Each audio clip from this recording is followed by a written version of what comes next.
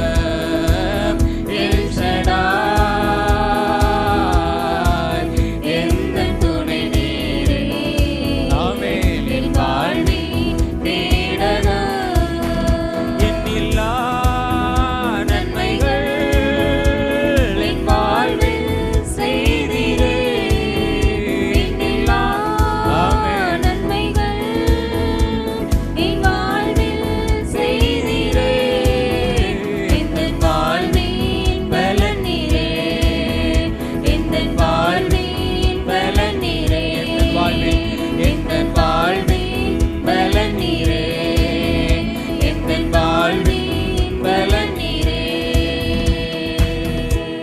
அல்லேலூயா. அப்படி நம் கண்களை மூடி நாம் தேவாதி தேவனை நாம நோக்கி பார்த்து அவரை நாம துதிக்க போகிறோம். அல்லேலூயா.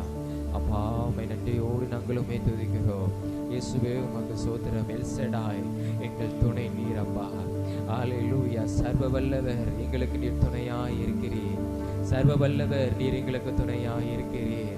உம்மை நன்றியோடு நாங்கள் ஆராதிக்கிறோம் ஆண்டவரே. நாங்கள் அன்பு ஆண்டவரே உண்மையிலே நாங்கள் செலுத்துகிறோம். அல்லேலூயா. உண்மையிலே நாங்கள் அன்பு கோருகிறோம் ஆண்டவரே. உண்மையிலே நாங்கள் அன்பு கோருகிறோம் ஆண்டவரே. அல்லேலூயா. அன்பின் தெய்வமே, அல்லேலூயா. பலவான்களின் புத்திரரே, கர்த்தரை துதியுங்கள். அல்லேலூயா. அவருடைய நாமத்திற்குரிய மகிமையை செலுத்துங்கள் என்று நாங்கள் வேதத்தில் வாசிக்கிறோம். அல்லேலூயா. அல்லேலூயா. கர்த்தர் தமது ஜனத்திற்கு சமாதானம் கொடுப்பார். அல்லேலூயா. அல்லேலூயா. இயேசுவே நாங்கள் உம்மை துதிக்கிறோம். இயேசுவே நாங்கள் உம்மை போற்றுகிறோம் ஆண்டவரே. அல்லேலூயா. நாங்கள் உம்மை மகிமைப்படுத்துகிறோம். அல்லேலூயா. அல்லேலூயா. உம்மிலே நாங்கள் அன்பு கூறுகிறோம் ஆண்டவரே. எல் ஷடாய் எங்களுக்கு துணை நீர் ஆண்டவரே. சர்வ வல்லவர் எங்களுக்கு துணை. அல்லேலூயா. எபினேசர் எங்களுக்கு உதவி செய்கிறவர். El Shaddai. அல்லேலூயா. அல்லேலூயா. நாங்கள் மகிமைப்படுத்துகிறோம். அந்த எல் ஷடாய் உள்ள சர்வ வல்லமையுள்ள தேவனை நாங்கள் மகிமைப்படுத்துகிறோம். அவருடைய நாமத்துக்குரிய மகிமையை நாங்கள் செலுத்துகிறோம் ஆண்டவரே. அல்லேலூயா. எல்ரோய் எங்களை காண்கிறவரே. அல்லேலூயா. நாங்கள் மகிமைப்படுத்துகிறோம். உண்மையிலே நாங்கள் அன்பு கோருகிறோம் ஆண்டவரே. அல்லேலூயா. இயேசுவே உமக்கு நன்றி ஆண்டவரே. அல்லேலூயா. அல்லேலூயா. அப்பா உமக்கு ஸ்தோத்திரம் ஆண்டவரே. அன்பு கூறுவேன் இன்னும் அதிகமாய், ஆராதிப்பேன் இன்னும் ஆர்வமாய். அன்பு கூறுவேன் ஆமென் இன்னும் அதிகமாய், ஆராதிப்பேன் இன்னும் ஆர்வமாய். உம்மை முழு உள்ளத்தோடு ஆராதிப்பேன், முழு பலத்தோடு. அன்பு ஆமென். ஆராதனை ஆராதனை அவருக்கே. ஆமென். ஆராதனை ஆராதனை ஆராதனை ஆராதனை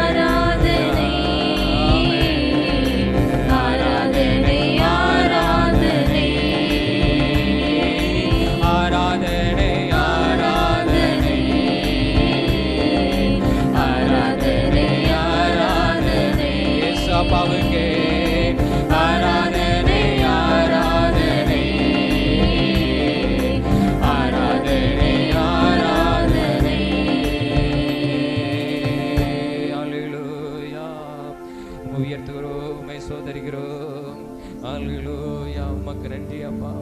உமக்கே ஆராதனை, உமக்கே ஆராதனை. உண்மையிலே அன்பு கூர்ந்து நாங்கள் உம்மை துதிக்கிறோம்.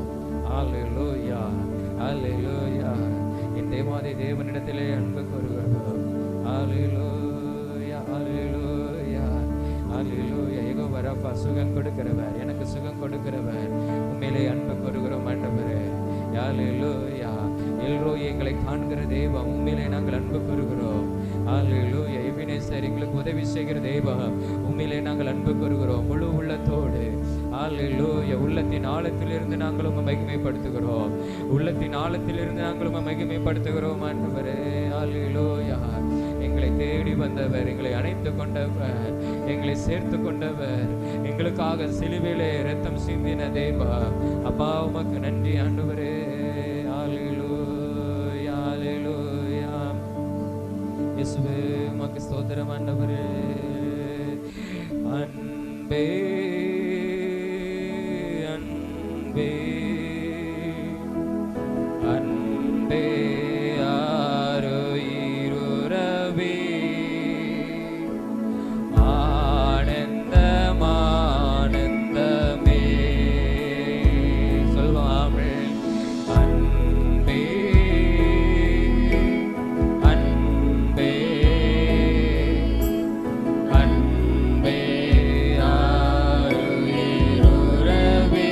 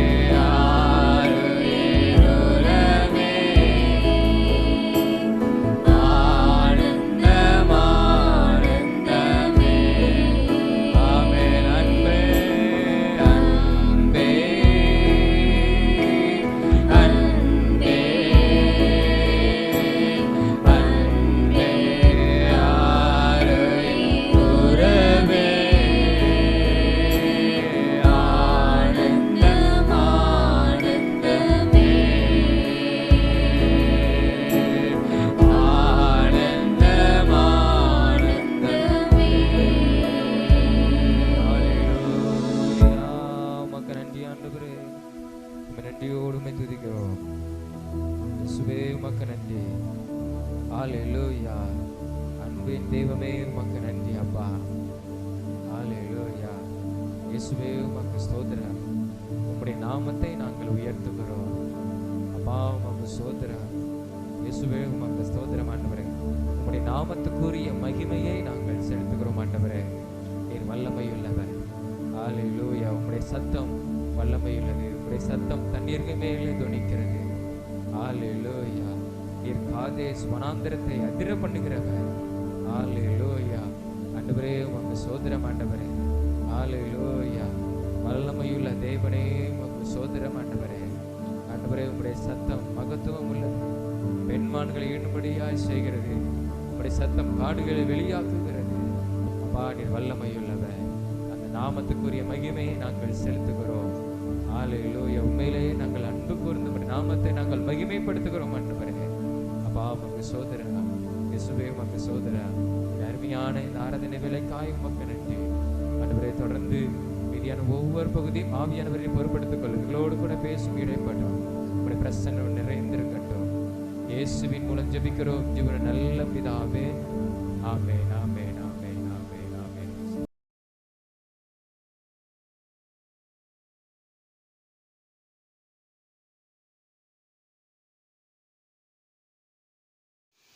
ஆறாம் அதிகாரத்திலே அந்த 23வது வசனத்தை வாசிப்போம். அப்பொழுது ராஜா தன்னில் மிகவும் சந்தோஷப்பட்டு தானியேலை கெபியில் இருந்து தூக்கிவிட சொன்னான். அப்படியே தானியேல் கெபியில் இருந்து தூக்கிவிடப்பட்டான். அவன் தன் தேவன் பேரில் விசுவாசித்திருந்தபடியால் அவனில் ஒரு சேதமும் காணப்படவில்லை.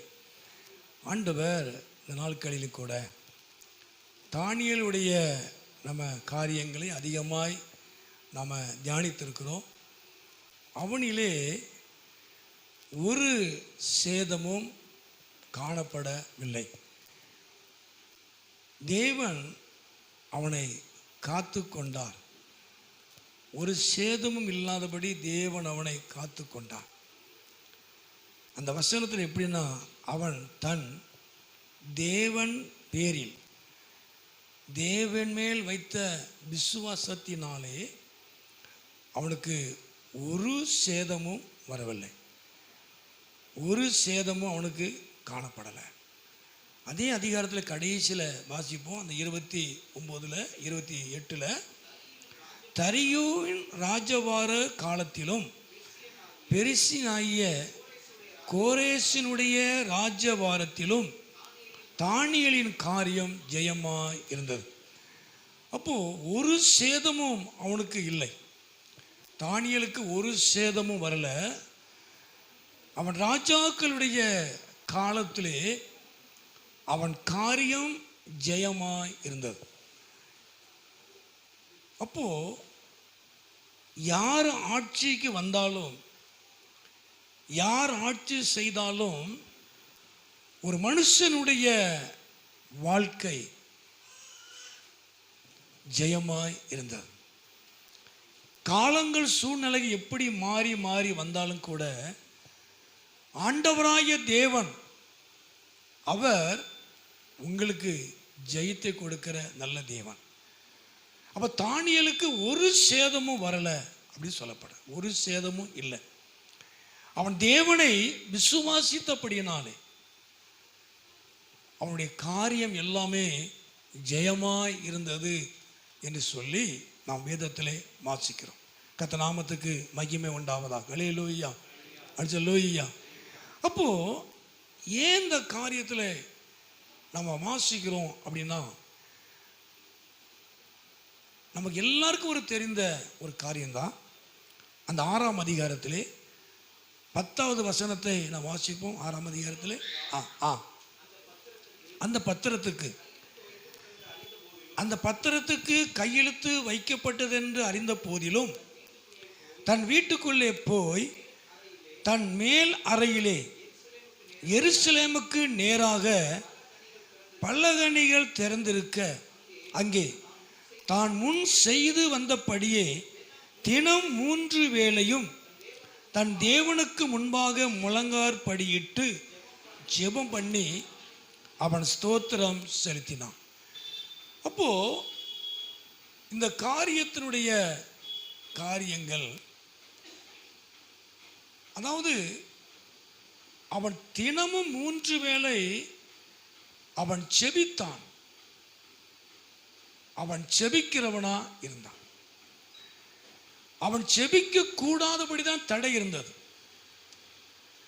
அந்த மேலே அந்த 7 வசனத்தில் வாசிக்கிறோம். அதாவது ராஜாவின் இடத்துல தான் கேட்கணும், வேற யார் இடத்துலையும் விண்ணப்பம் பண்ணக்கூடாதுங்கிற சட்டத்தை ஏற்றினார்கள். இது ராஜா இயற்றினாலும் தானியேல் மேல் குற்றம் சாட்டும்படியான காரியங்களை செய்தார்கள். ராஜாவினிடத்தில் போய் சொன்னாங்க, உம்மை தவிர யாரிடத்திலையும் விண்ணப்பம் பண்ணக்கூடாது என்று சொன்னாங்க. அது அவனுக்கு ஒரு சந்தோஷமாக ஏற்றதாக இருந்தது. ஆனால் தானியேல் மேல் அவன் பட்சமாக இருந்தான். ஏன்னா தானியேலுடைய காரியத்தை நம்ம அதிகமாக இந்த இடத்துல, இந்த பகுதியிலே நம்ம வாசிக்கிறோம்.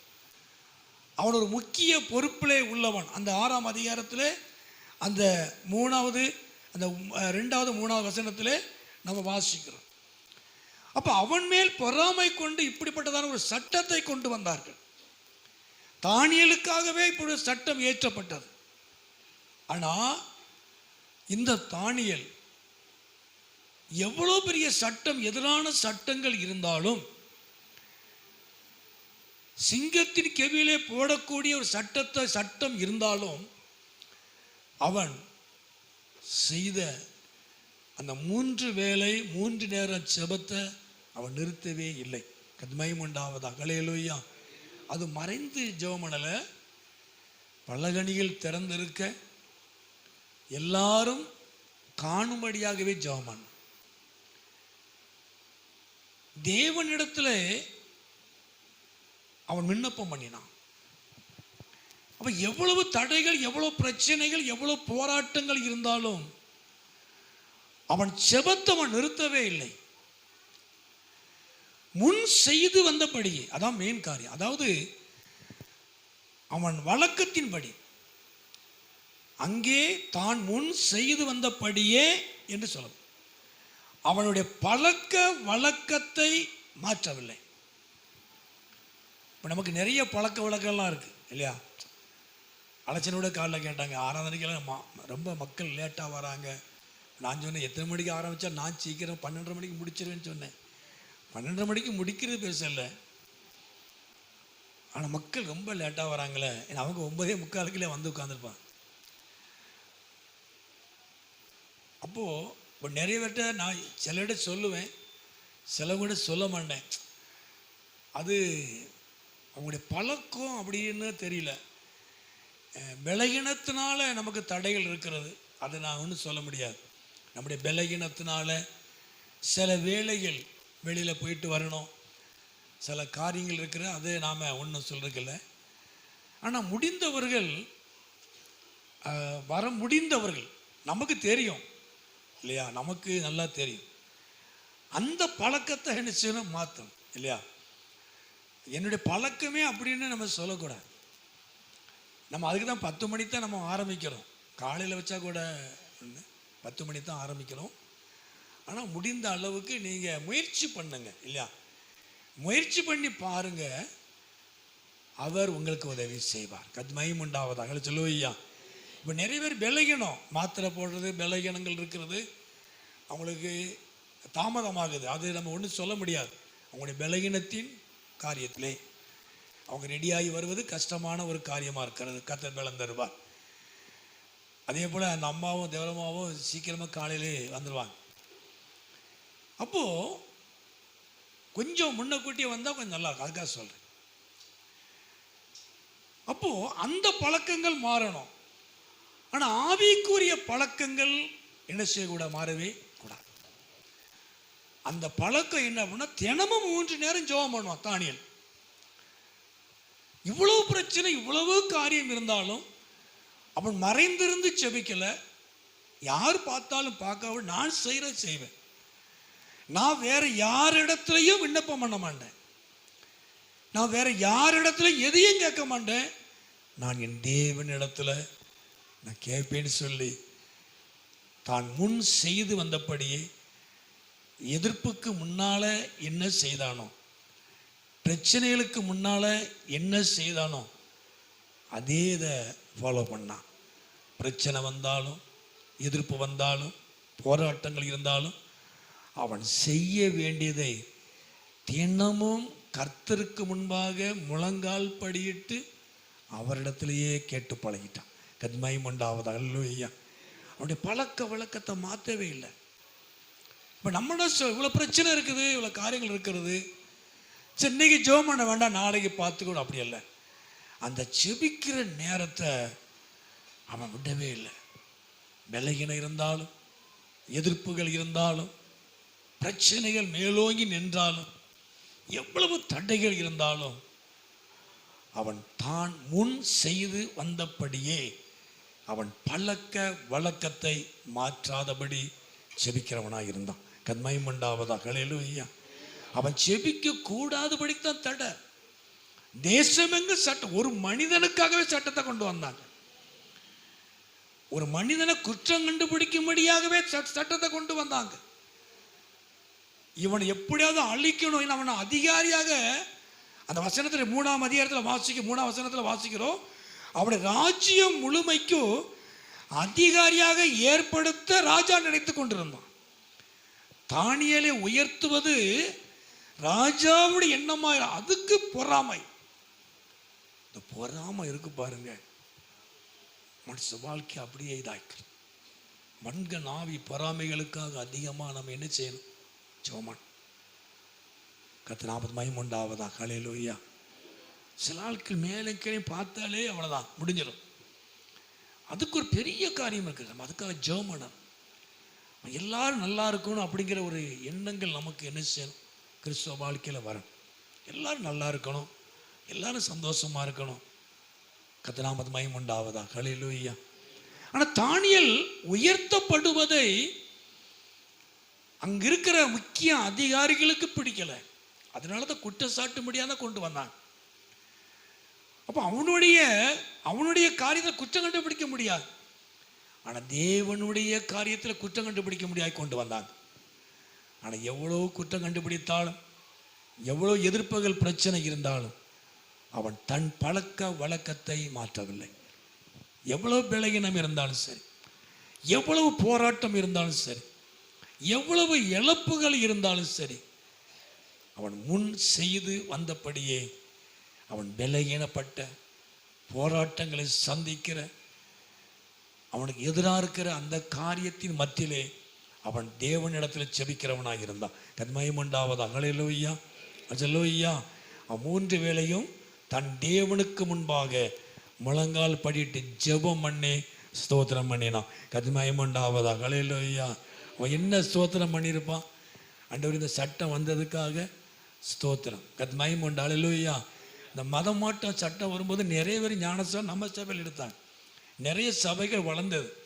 மதமாற்றம் சட்டம் வரும் பொழுது நிறைய சபையில் ஆத்துமாக்கள் கடந்து வந்தாங்க. நிறைய பேருக்கு ஞானஸ்நானம் கொடுத்தோம். நிறைய சபைகளை சொன்னாங்க. கத்மகிமை உண்டாவதாக. அல்லேலூயா. ஒரு எதிர்ப்புன்னு ஒன்று வந்துச்சு அப்படின்னா நாட்களை கர்த்தருடைய நாமம் மகிமைப்படும். கத்மகிமை உண்டாவதாக. அல்லேலூயா. நாம் எதிர்ப்பு வரக்கூடாதுன்னு நினைக்கிறோம், வரக்கூடாது தான். ஆனால் அவைகளுக்கு மத்தியில் கர்த்தர் கிரியை செய்வார். கத்மகிமை உண்டாவதாக. அல்லேலூயா. அப்போ தேவனுக்கு முன்பாக முழங்கால் படியிட்டு அவன் செபித்து கர்த்தருக்கு ஸ்தோத்திரம் பண்ணினான், தேவனை மகிமைப்படுத்தினான். கர்த்தர் நாமத்துக்கு மகிமை உண்டாவதாக. அல்லேலூயா. அல்லேலூயா. அப்போ இந்த பிரச்சனையை அவன் சந்திக்கிறோங்கிறது தெரியுதுங்களா? எப்படி நம்மளை சிங்கக்கவியில் போட்டுருவாங்க, எப்படி நமக்கு தண்டனை கொடுப்பாங்க நினைச்சுதான் செய்யறான். எப்படி நம்ம மாட்டிக்கிடுவோம். ஆனால் அதில் என்ன காரியம் இருக்கு அப்படின்னா, அவன் அப்படி செய்யறதுல என்ன வெளிப்படுது அப்படின்னா, அவனுடைய வாழ்க்கையிலே அர்ப்பணிப்பு வெளிப்படுது. 2வது அந்த 6:26 வாசிக்கிறோம், தேவன் தேசத்தில் வெளிப்படுகிறார். 4வது அவர் ஜீவனுள்ள தேவனாய் காணப்படுகிறார். 5வது அவர் என்றென்றைக்கும் நிலைத்திருக்கிறது என்று சொல்லப்படுகிறது. 6வது அவருடைய ராஜ்யம் அழியாது என்று சொல்லப்படும். கத்மகிமை உண்டாவது. அல்லேலூயா. அல்லேலூயா. ஒரு மனுஷனுடைய அர்ப்பணிப்பினால ஒரு மனுஷனுடைய அர்ப்பணிக்கப்பட்ட கிறிஸ்தவ வாழ்க்கையில தேவன் எதெல்லாம் வெளியே கொண்டு வரார் பாருங்க. அவனுடைய அர்ப்பணிப்பு வெளிப்படுது. தேசத்தில் தேவன் தேசத்தில் என்ன செய்கிறார்? வெளிப்படுகிறார். தானியேலுக்கும் ராஜாவுக்கும் மட்டும்தான் தெரியும் தேவனை பற்றி. இவனுக்கு விசேஷித்த ஆவி இருக்குது, தேவாவி இருக்குன்னு ராஜாவுக்கு தெரியும், தானியேலுக்கு தெரியும், கூட இருக்கிற அதிகாரிகளுக்கு தெரியும். ஆனால் இப்போ தேசமெங்கும் தெரியுது. கர்த்தருக்கு மகிமை உண்டாவதாக. ஹல்லேலூயா. நான்காவது, அவர் ஜீவனுள்ள தேவன் என்று ராஜாவே சொல்கிறார். அவர் ஜீவனுள்ள தேவன். ஐந்தாவது, அவர் என்றென்றைக்கும் நிலைத்திருக்கிற ஒரு நிலையான தெய்வம். ஆறாவது, அவருடைய ராஜ்யம் அழியாது. கர்த்தருக்கு மகிமை உண்டாவது. ஹல்லேலூயா. இது 6:16 வசனத்தில் இதெல்லாம் வாசிக்கிறோம். அப்போது ஒரு மனிதனுடைய அர்ப்பணிக்கப்பட்ட வாழ்க்கை, ஒரு மனிதனுடைய கிறிஸ்தவ வாழ்க்கையில் தேவன் வெளிப்படுகிறார். கர்த்தருக்கு மகிமை உண்டாவதாக. ஹல்லேலூயா. அப்போது தானியேல் பாதுகாக்கப்பட்டது மாத்திரமல்ல, தானியேலுக்கு எந்த சேதமும் வரலைங்கிறத நம்ம பார்க்குறோம். நமக்கு எல்லா பிரச்சனையில் இருந்து கர்த்தர் என்னை விடுவித்தாருங்கிறத நம்ம பார்க்குறோம். நல்லது. ஆனால் அந்த பிரச்சனைக்கு நடுவில் விடுவிக்கப்பட்டது மாத்திரமல்ல, அந்த பிரச்சனையோடு நம்ம இருக்கும் பொழுது தேவன் நம்ம வாழ்க்கையில் எப்படி வெளிப்பட்டாருங்கிறது மற்றவங்களுக்கு தெரியும். அது சொல்லுவையா, எவ்வளோ பிரச்சனை, எவ்வளவு போராட்டம் இருந்தாலும் நம்ம கர்த்தருக்காக நம்ம நிற்கும் பொழுது, நம்ம அர்ப்பணிப்போடு கர்த்தருக்காக நிற்கும் பொழுது தேவன் மற்ற ஜனங்களுக்கு மத்தியில் வெளிப்படுகிறார். கர்த்தருக்கு மகிமை உண்டாவதாக. ஹல்லேலூயா. ஹல்லேலூயா. தானியேல் செபித்ததுனால கர்த்தர் அவனை பாதுகாப்பார். அவன் ஒரு சேதம் வரல, அவனோடு இருக்கல. ராஜாவே தேவனை மகிமைப்படுத்துகிற அளவுக்கு தேசத்தின் ஜனங்களுக்கு தெரியும்படியாக தேவநாமம் அங்கே மகிமைப்பட்டது. கர்த்தருக்கு மகிமை உண்டாவதாக. ஹல்லேலூயா. ஹல்லேலூயா. அது மாத்திரமல்ல, 2வது 6ஆம் அதிகாரத்திலே அந்த 16 வாசிப்போ 16. அப்பொழுது ராஜா கட்டளையிட அவர்கள் தானியேலை கொண்டு வந்து அவன் சிங்கங்களின் கெபியிலே போட்டார்கள். ராஜா தானியேலை நோக்கி, நீ இடைவிடாமல் ஆராதிக்கிற உன் தேவன் உன்னை தப்பு. அப்போ ராஜாவே சொல்றான், நிர்பந்தத்தினால சட்டம் போட்டுட்டேன், நிர்பந்தத்தினால உன்னை சிங்க கெபியில போட போறேன், ஆனா நீ இடைவிடாமல் ஆராதிக்கிற தேவன் உன்னை தப்பு வைக்க வல்லவராக இருக்கிற. அப்புறம் தானியேலுடைய வாழ்க்கையில ஜெபங்கள் மாத்திரமல்ல, அவனுடைய ஜெபத்திலே அவன் உறுதியாக இருந்தது மாத்திரமல்ல, அவன் இடைவிடாமல் ஆராதிக்கிற ஒரு மனிதன். கர்த்தருக்கு மகிமை உண்டாவதாக. ஹல்லேலூயா. ஆண்டவரே, ஆராதிக்கிற ஆராதனை நான் எப்பவும் அடிக்கடி சொல்றதான், தேவனை மகிமைப்படுத்துவதில் நாம் மிகவும் கவனமாக இருக்கும். எந்த காரியம் எப்படி இருந்தாலும் நாம் தெய்வத்தை ஆராதிக்கணும். கர்த்தருக்கு மகிமை உண்டாவது. ஹல்லேலூயா. ஆராதனை என்பது அவருக்குரியது, உபாச கூட்டம் நமக்குரியது,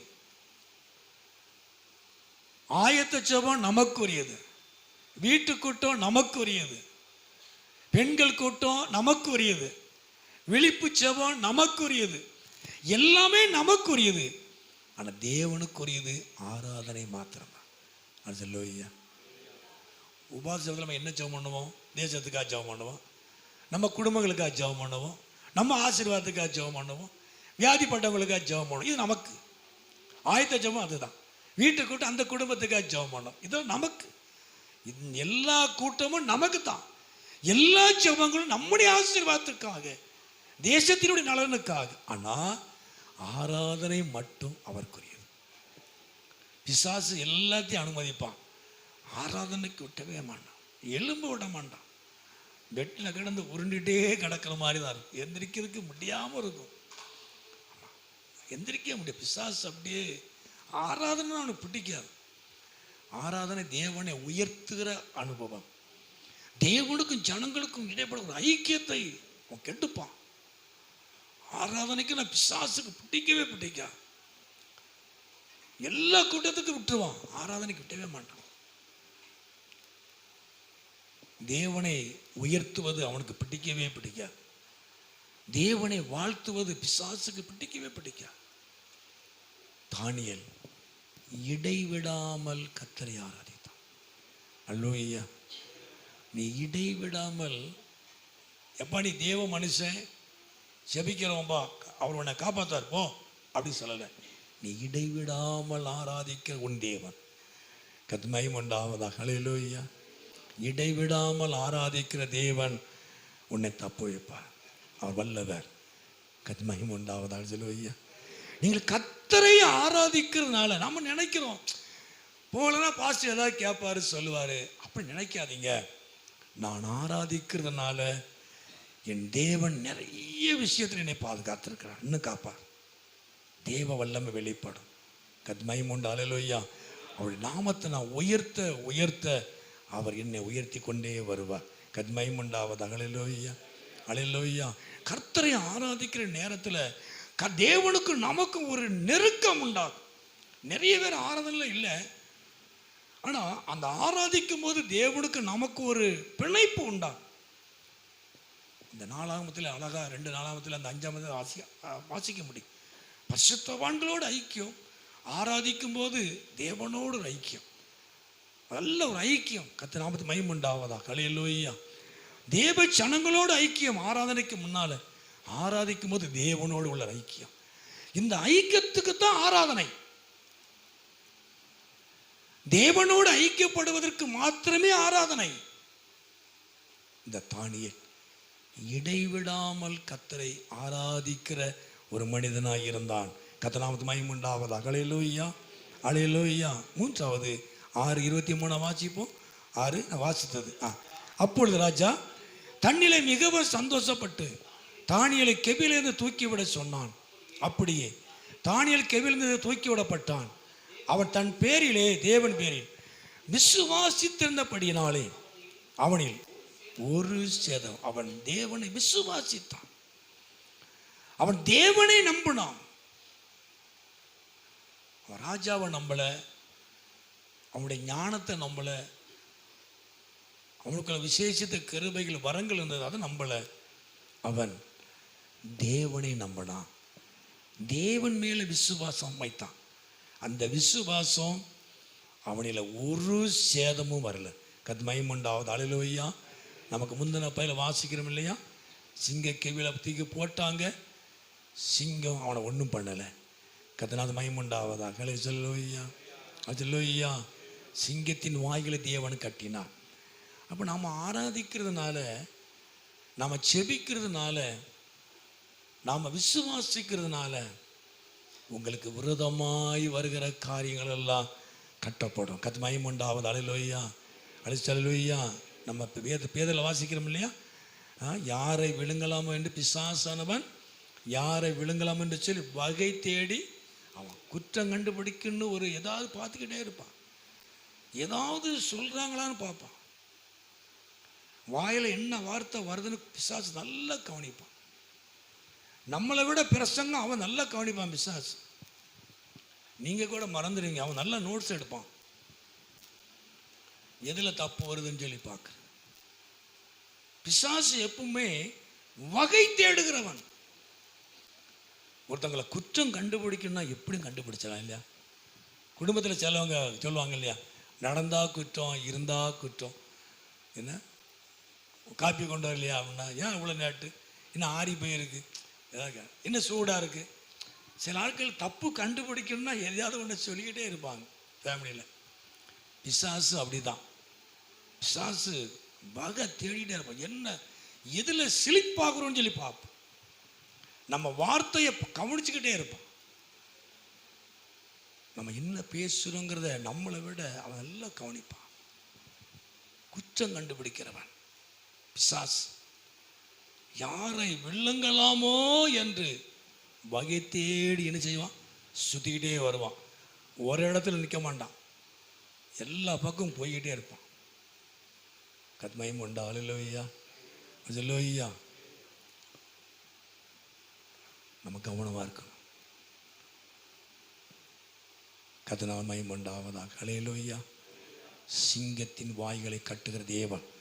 கர்த்தருக்கு மகிமை உண்டா. அல்லேலூயா. அல்லேலூயா. சிங்கத்தின் வாய்களை கெட்சிக்கிற சிங்கத்தை போல வருகிற பிசாசானவனை தேவன் கட்டுவான். எதில்? ஆராதிக்கிறதுனால.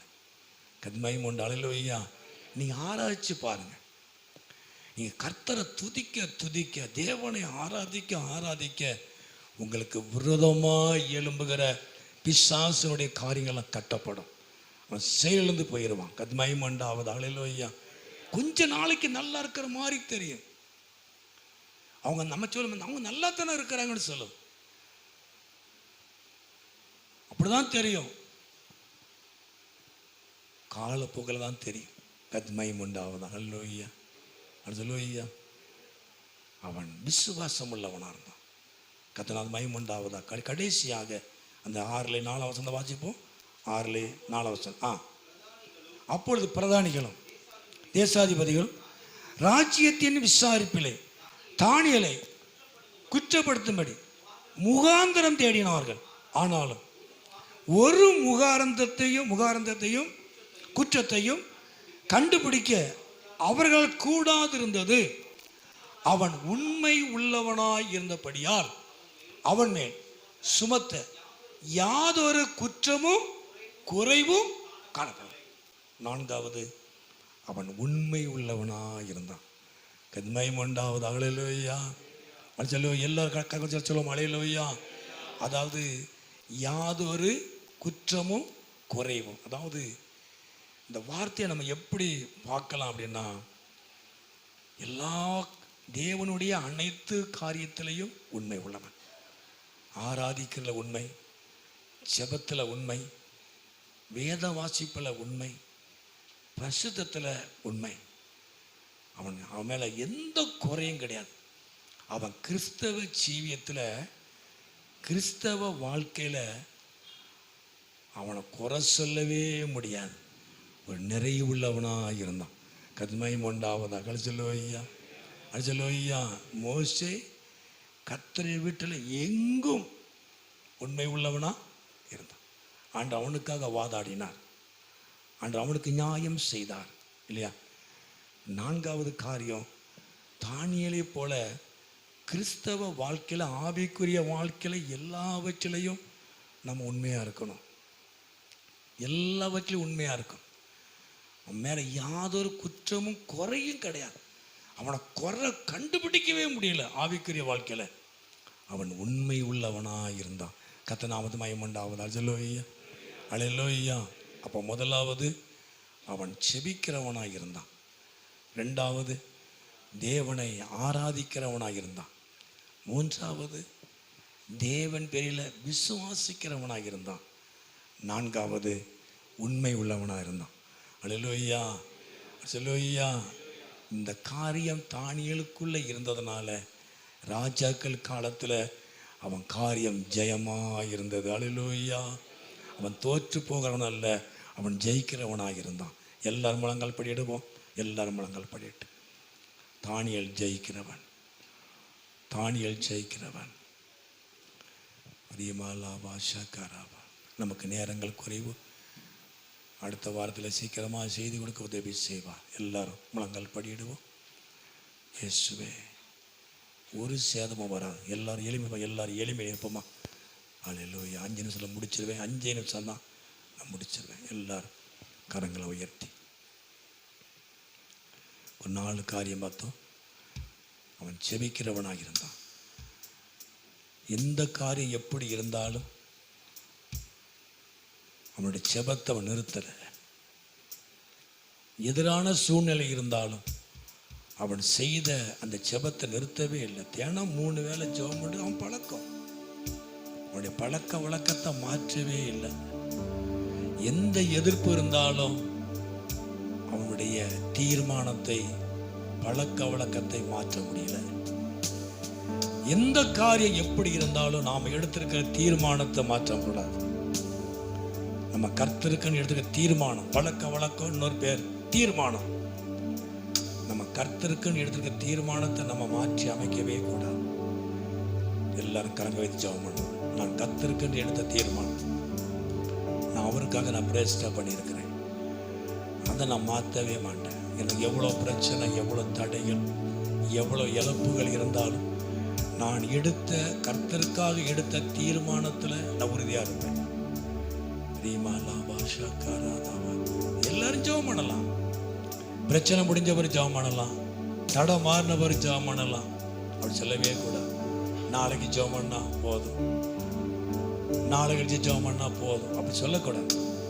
அன்னன்னைக்கு நம்ம கர்த்தருக்குன்னு என்ன செய்யறோம் அதை செஞ்சுக்கிட்டே இருக்கணும்.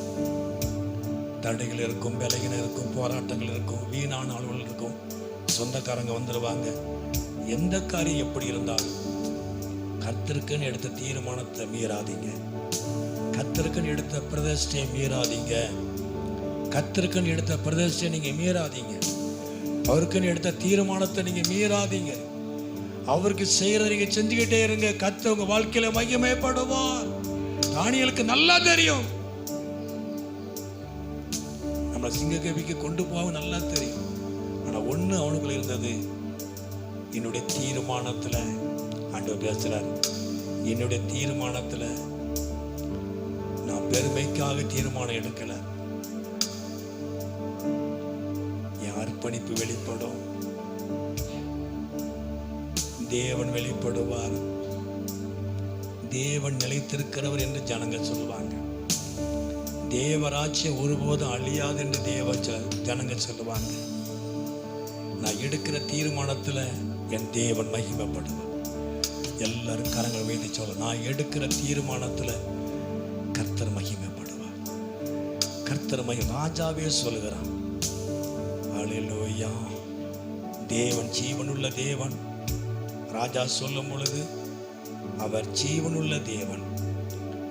என்னாலே தீர்மானம் பண்ணப்படுகிறது. ராஜா சொல்லுகிறான், என்னாலே ஒரு தீர்மானம் பண்ணப்படுகிறது, என்னாலே ஒரு தீர்மானம் பண்ணப்படுகிறது. ராஜா சொல்லுகிறான். என்ன சொன்ன அப்படின்னா, அவர் ஜீவனுள்ள தேவன், அவர் என்றென்றைக்கு நிலைத்திருக்கிறவர், அவருடைய ராஜ்யம் அழியாது, அவருடைய கர்த்தத்துவம் முடிவு பரிந்த நிற்கும், முடிவுற வரைக்கும் நிற்பார். அல்லேலூயா. எந்த ராஜா எதிரான சட்டத்தை போட்டானோ அந்த ராஜா சொல்லுகிறான், இந்த தேவன் ஜீவன் உள்ளவர். இது எப்படி ராஜா கண்டுபிடிச்சான்? தானியேல் மூலமாக. தானியேல் மூலமாக ஒரு மனுஷனுடைய அர்ப்பணிப்பு, ஒரு மனுஷனுக்குள்ள இருந்த தேவனை குறித்த ஒரு தீர்மானம், தேவன் அந்த தேசத்துல வெளிப்பட்டார்.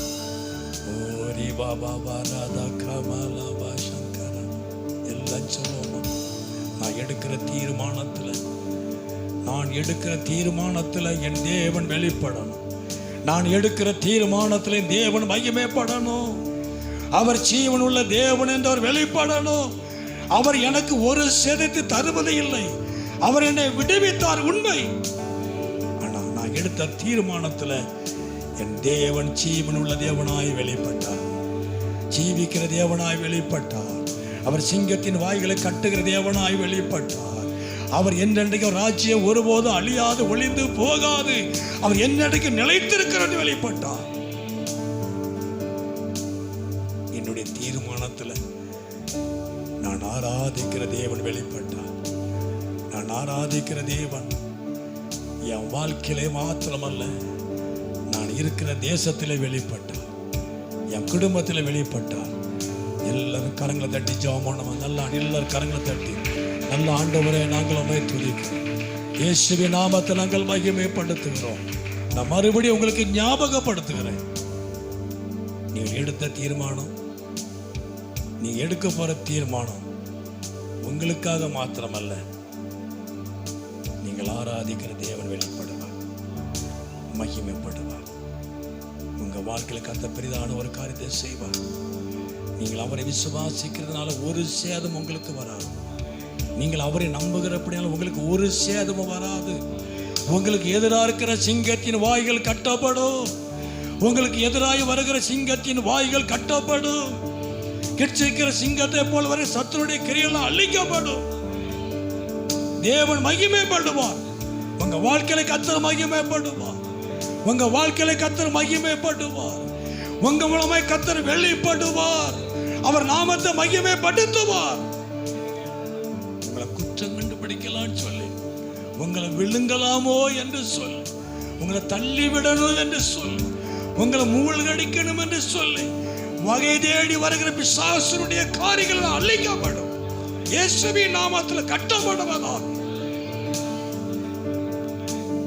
உங்களுக்கு விரோதமாய் திறந்திருக்கிற எல்லா வாய்களும் கட்டப்படட்டும்.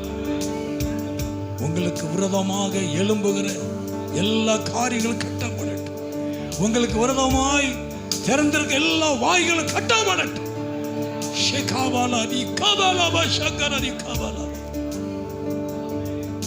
கர்த்தர் நல்லவர், கர்த்தர் நல்லவர்.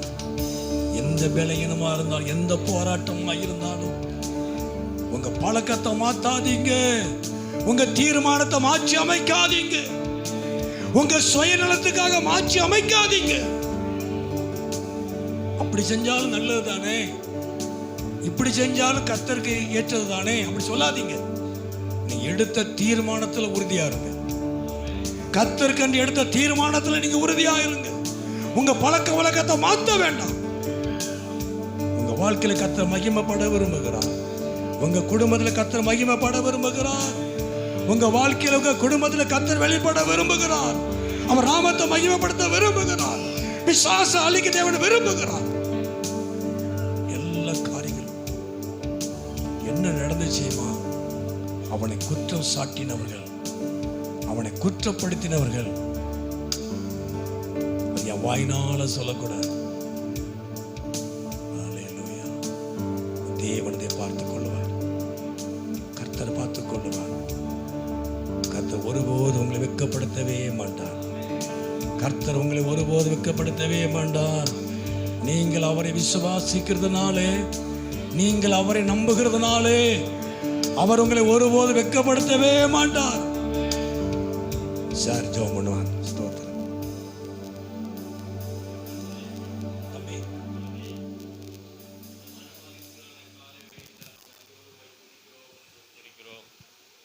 நீர் கொடுத்த இந்த தருணத்திற்காக நன்றி செலுத்துகிறோம். சத்தியத்தை அறிவீர்கள், சத்தியம் விடுதலையாக்கும் என்று கூறினீர். சத்தியத்தை நீ இந்த காலை நேரத்தில் தானியேலுடைய வாழ்க்கை சரித்தின் மூலமாக எங்களோடு பேசினீர். எல்லா சூழ்நிலையிலும் அவன் உம்மோடு இருந்ததை நீர் வசனத்தின் மூலம் எங்களுக்கு கற்றுக் கொடுத்தீர். அவனுக்கு சட்டங்கள் அவனுக்கு விரோதமாக இருந்தது. தேவ சித்தம் என்பது அவனை எல்லா காரியங்களிலும் வெற்றி உள்ள ஒரு ஜெயமுள்ள ஒரு வாழ்க்கை வாழ்வதற்கு அவனை கொண்டு சென்றது. ஆபிதாவே, அவன் உம்மோடு இருந்து அந்த சிங்க கவியில் சிங்கங்கள் பட்டினியாய் இருந்தாலும் கூட உமது பிள்ளையாய் அவனை எந்த வகையிலும் சேதப்படுத்தாமல் இருந்ததை அந்த வசனத்தின் மூலம் நாங்கள் அறிந்தோம். ஆபிதாவே, நாங்களும் அதே போல் எந்த சூழ்நிலையிலும் எந்த நிலையிலும் பிசாசினாலோ சாத்தானினாலோ நாங்கள் எந்த சேதமும் அடையாதபடி நீர் எங்களை இந்த நாள் வரை பாதுகாத்ததற்காக நன்றி செலுத்துகிறோம். இன்னும் மென்மேலும் நீர் எங்களை பாதுகாப்பீர். வந்திருக்கிற மக்களை உமது கரத்தில் கொடுக்கிறோம்.